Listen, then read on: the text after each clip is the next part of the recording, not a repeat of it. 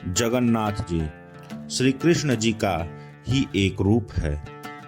जगन्नाथ जी की आंखें उनकी दिव्यता और उनके स्वरूप की एक अनोखी विशेषता है।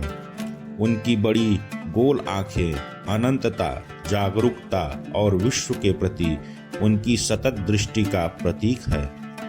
जगन्नाथ जी को दृष्टा भी कहा जाता है क्योंकि उनकी आंखें कभी बंद नहीं होती।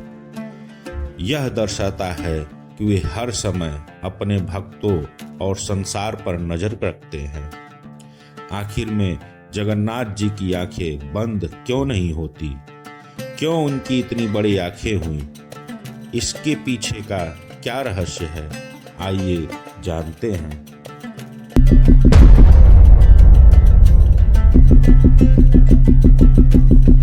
श्री जगन्नाथ जी की आंखें बड़ी क्यों हैं? इसके मूल में भगवान के प्रगाढ़ प्रेम को प्रकट करने वाली एक अद्भुत गाथा है। एक बार द्वारिका में रुक्मणी आदि रानियों ने माता रोहिणी से प्रार्थना की कि वे श्री कृष्ण व गोपियों की बचपन वाली प्रेम लीलाएं सुनना चाहती हैं।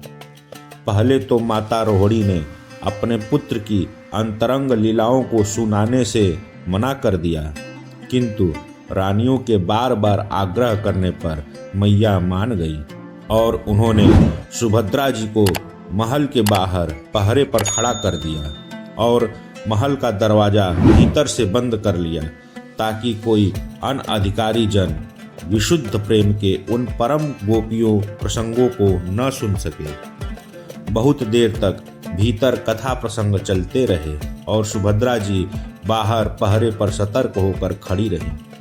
इतने में श्री कृष्ण और बलराम जी वहां आ पहुंचे। उन्होंने महल के भीतर जाना चाहा, लेकिन सुभद्रा जी ने माता रोहिणी की आज्ञा बताकर उनको भीतर प्रवेश न करने दिया।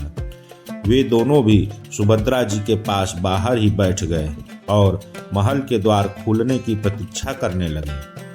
उत्सुकतावश श्री कृष्ण भीतर चल रही वार्ता के प्रसंगों को कान लगाकर सुनने लगे।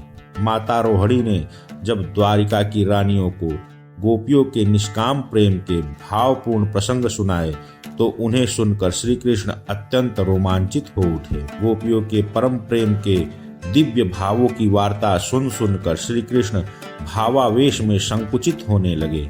मधुर भाव की सब लीलाएं मानो साकार होकर उनके समक्ष घूमने लगी थीं।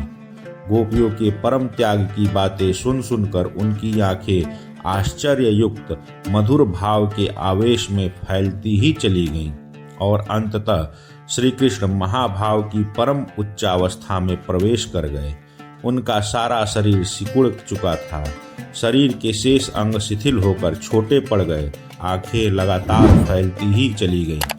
श्री दाऊ जी ने जब श्री कृष्ण की अपूर्व दृष्टि उस दशा को देखा, वे भी परमानंद दशा से महाभाव में प्रवेश कर गए।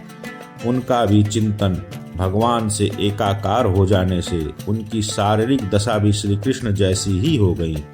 अपने ही चिंतन में खोई सुभद्रा जी ने जब अनायास ही अपने दोनों भाइयों को परम प्रेम की अवर्णनीय अवस्था में देखा तो उनके भक्त वत्सल व प्रेमानुरक्त के भाव का चिंतन करके सुभद्रा जी भी तल्लीन होने लगी और देखते ही देखते वे भी तदारूप हो गईं। उनकी भी शारीरिक दशा दोनों भाइयों जैसी ही हो गई। भगवान की अंतः प्रेरणा से तभी वहां पर श्री नारद जी आ पहुंचे। नारद जी ने जब देखा कि गोपियों के विशुद्ध निष्काम प्रेम के चिंतन मात्र से ही श्री कृष्ण, बलराम व सुभद्रा की अपूर्व अवर्णनीय महाभाव दशा हो गई है तो वे भी भगवान के प्रेम में पागल से हो उठे और कहा, हे कृष्ण, मैंने परम आनंद मग्न हुए महाभाव में निमग्न हुए विस्फारित नेत्रों वाले अपने जिस अति विशेष विग्रह के दर्शन किए हैं, आपका वह रूप विश्व इतिहास में बड़े बड़े पुण्यात्माओं व आपके भक्तों ने भी कभी नहीं देखा होगा। अब आप कोई ऐसी कृपा कीजिए जिससे कि आने वाले इस कलयुग में जो पापात्मा जीव होंगे वे आपके परम प्रेम में रूपांतरित हुए इसी श्री विग्रह के दर्शन कर पाएं और परम प्रेम स्वरूपा गोपियों में आपके प्रति और आप में गोपियों के प्रति कैसा अनन्य भक्ति का विशुद्ध भाव था, इसका सब लोग चिंतन करते हुए निष्काम भक्ति के पथ पर आगे बढ़ते हुए अपना कल्याण कर सके तथा आपका दिव्य प्रेम पाने के पात्र बन सके। भगवान ने नारद जी के जीव कल्याण हित दया भाव की भूरि भूरि प्रशंसा की और उन्हें वरदान देते हुए कहा, नारद जी, कलयुग में मुझे भगवान जगन्नाथ के रूप में माना जाएगा और मेरे विशेष कृपा पात्र भक्त उत्कल क्षेत्र के पुरी धाम में हम तीनों के इसी महाभाव रूप के विग्रह स्थापित करेंगे।